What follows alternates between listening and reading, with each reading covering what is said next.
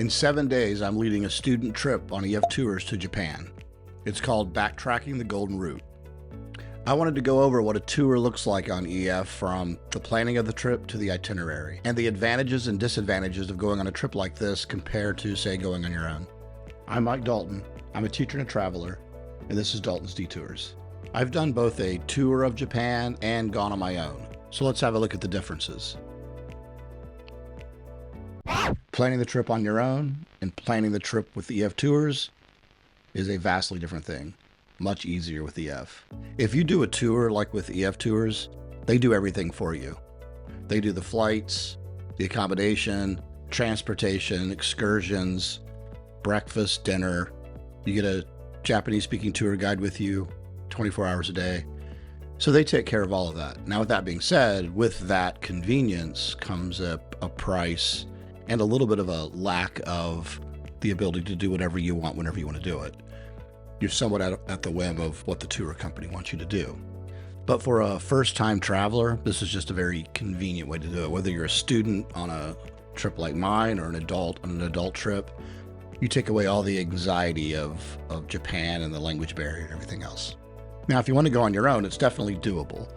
I did a 17-day solo trip to Japan in 2023, and it wasn't that hard. Now you're gonna have to book everything yourself, so you're gonna have to do a lot of research, figure out where you want to stay, what locations you want to go to, find the right hotels, kind of build your own itinerary. Now, I like all of that stuff, so for me, it was enjoyable. If you don't like all of that, I would suggest things like this, or people that know even more than I do about this, just watch a bunch of YouTube videos. You'll get a lot of really, really good ideas. I've been lucky. I've had the best of both worlds. I've already done a school trip to Japan, and that was my first time I ever went, and it gave me a little bit of insight on how to book my own trip. It also gave me a lot of confidence that I could do it. Just once I got there, feet on the ground, you start to realize it's not that complicated. As a first-time traveler, you've got a couple of good options there. So let's talk about the itinerary of the trip. Now, I'm going to show you the basics of the itinerary that I have with EF Tours, and that is to go to the famous Golden Route, Osaka, Kyoto, and Tokyo. And that is the typical thing that you'll do on these type of trips. So anyway, let's have a look here at where we're going. So we fly into Osaka, and on our first full day, see right here, we will visit Osaka Castle. We don't spend much time in Osaka on this particular trip. It's really more of a Kyoto-Tokyo trip, but we will go to the town of Nara, and there's a nice temple there, and that's the place where, if you've ever seen the videos where they have the deer that are kind of roaming free and so on, it's always a nice trip. And then the second thing we'll do that day is a must-see shrine called Fushimi Inari. I'm not sure where dinners are and things yet, but those are, just to kind of give you a sense, 2 big things, maybe 3 things to do in the day is about all you want to do when you're on these trips. We get a full day in Kyoto, and we're doing a guided tour. We're going to the bamboo forest. We're going to another temple there and the Golden Pavilion. And again, that's quite a bit a day, to be honest. If you were on your own, you might drop one of those. I would say you drop the Golden Pavilion and go to Nishiki Market instead, and just kind of hang out and go out in the evening and things like that. But this is a student trip, so got to keep them a little bit busy. Instead of staying at Mount Fuji, on our way to Tokyo, we're taking the bullet train to the Fuji region. And there's some, a tour, a cave. I honestly don't know much about these 2 things, the 5 lakes and so forth, but it's hit or miss whether or not you get to see Mount Fuji anyway. So I'm kind of glad we're doing it this way, meaning we're stopping, spending the afternoon there. It's almost like a day trip, and then we're heading off to Tokyo on the way there. We're just stopping at Fuji. Now, if you were on your own, this could be, it's maybe 3 or 4 nights in Osaka, Kyoto, Tokyo, but maybe stop off and do 2 or 3 nights in this region. Now, once we get to Tokyo, we're staying somewhat near Tokyo Station, and we're going to get a tour of Tokyo. We're doing quite a bit. Imperial Palace, which is right by Tokyo Station, Asakusa and Sensoji Temple. Again, I think a must-see. Akihabara, Kids always like that. And that's a very packed day right there. The second to last day, we just have an entire day on our own. And I'm looking at this schedule here and looking that we're going to Shibuya and Harajuku and Meiji Shrine and all of that and Tokyo Tower. So probably in that middle day, I would like to get in, since it is Sakura season, cherry blossom season, is to go to the Shinjuku Goen Park. It's about 500 yen to get in. It doesn't seem to be on this itinerary, and it's a great place to see the cherry blossoms. We'll probably do some shopping as well. The kids will just want to go around Tokyo, so I'll have to figure out a few places, maybe the fish market, Team Lab Planets or Team Lab Borderless, maybe something like that. There's even a baseball game that night, so that's always an option. The only excursion we're doing, and I absolutely hate karaoke personally, but it is very much a Japanese thing. I notice it everywhere. I went after a food tour when I was on my own, and I actually had a good time, even though I'm not a giant fan of karaoke. So we are doing a little excursion.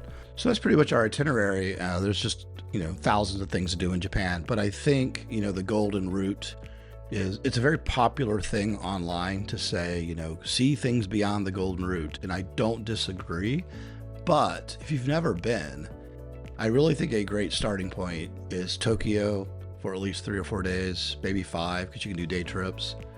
Kyoto for 3 or 4 days, Osaka for 3 or 4 days, and if you're throwing something else in, maybe a Mount Fuji, or maybe you go down to Hiroshima.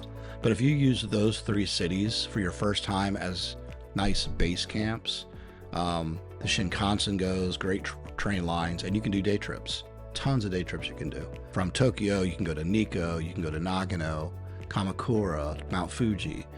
From Kyoto or Osaka, you can go to Hiroshima, Kobe, really cool town called Kirishiki, Nara, Uji, which is kind of a matcha place. It's like I don't know, it's like a matcha town. Everything's matcha noodles and such. Point is, if you've never been, I would suggest sticking to that route and just branching off from it. If you've been a few times, like for example, I really want to go to Kanazawa and I want to go to Hokkaido, which is in the north, and I want to go to Fukuoka, which is in the south. But by that point, I'll have already been to Japan 4 times. And so, again, for a first-time itinerary, I think this is a really simple one. And now all we have to do is the final preparations for the trip. Once you've booked everything, whether it's through a tour or on your own, you've planned out your itinerary, at least the basic itinerary. It's what final things do you need to prep for. I did a video last week that kind of went through 15 tips for Japan, and some of these are included on that. So for example, things to do before you go to the Visit Japan web and register before you arrive at customs. It's really easy. Get an online Suica card. Or at least get one when you get to the airport. That way you've got access to the metros really quick, tap on, tap off cards, and you can use it at convenience stores and vending machines. Downloading apps you might need, and there's tons, and I would do a little more research on this if I were you, but Google Maps, Google Translate, and a few others like that are just going to make life convenient. That's just going to make your trip simpler. Little things like taking a color copy of your passport, any prescription medication forms, and just having hard copies and perhaps even a file on your phone just to have backups. Making sure you have a plan for your phone. I'm just going to do on this trip, my AT&T service is $10 a day, but that, if you're going for a longer trip, maybe an eSIM. So just having that done in advance. And finally, making sure you pack accordingly. Pack light, carry-on bag, backpack. That's probably all you're going to need. Lots of laundry facilities in Japan. You just don't want to be bogged down with too much luggage. And of course, within that, a really good pair of walking shoes, because you're going to do a lot of that. Now, if you're the group leader of a trip like mine, I would also suggest 2 things: that you get all of those forms done in advance from all your students. So you've got a copy of every passport, a copy of all their medical forms, and making sure they all have all the emergency numbers, including your phone number. And I even collect tip money in advance. And I know they don't tip regularly in Japan, but we have to tip our tour director and our bus drivers, and if we're taking a small mini tour. And I just like to get that in advance so I can do all the tipping and the kids don't have to worry about it. That's the thing I've been doing for years. So anyway, we're off in a week, and while I'm in Japan, I will be doing Instagram reels and pictures and probably YouTube shorts. I won't have time to do big long form videos, but I am going to be updating every single day. When I get back from the trip, I'm going to make more long form YouTube videos, some specifically about the tour, kind of like every day of the tour for those people that are either leading a trip or thinking about a Japan trip. It'll kind of lay out what we did.